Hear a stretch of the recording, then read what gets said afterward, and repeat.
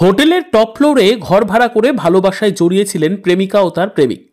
হঠাৎ পুলিশ নিয়ে হোটেলে হানা স্বামীর। দরজা খুলতেই অন্তরঙ্গ মুহূর্ত অবস্থায় জানালা দিয়ে লাভ প্রেমিকের। ঘটনাকে ঘিরে ব্যাপক শোরগোল মালদহের কালিয়াচক থানার চৌরঙ্গি সংলগ্ন এলাকায়। জানা গিয়েছে, হোটেলের উপরতলায় ছোট্ট একটি কুঠির মতো ঘরে প্রেমে জড়িয়েছিলেন গৃহবধূ ও তার প্রেমিক। ঘটনাটি জানতে পেরে গৃহবধূর কুকীর্তি ধরতে পুলিশ নিয়ে হোটেলে হাজির হন স্বামী। এরপরই দরজা খুলতেই চোখ কপালে ওঠে স্বামীর।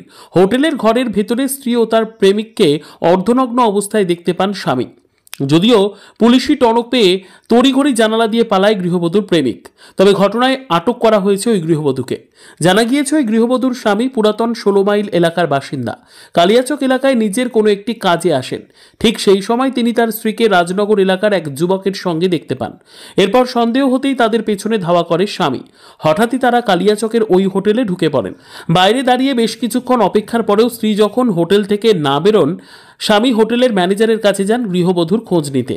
হোটেলের ম্যানেজারের কাছে তিনি রেজিস্টার খাতা দেখতে চাইলে তা দেখাতে অস্বীকার করেন হোটেলের ম্যানেজার। এরপরই গৃহবধূর স্বামী দ্রুত চলে যান কালিয়াচক থানায়।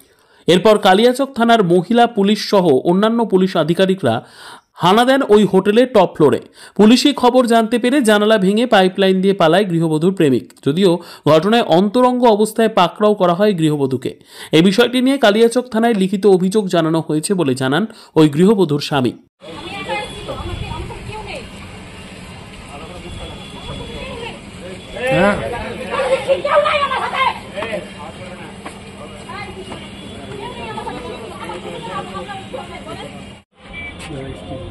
বাবার নাম্বার টাম্বার আছে কারো? না, আমার বাবা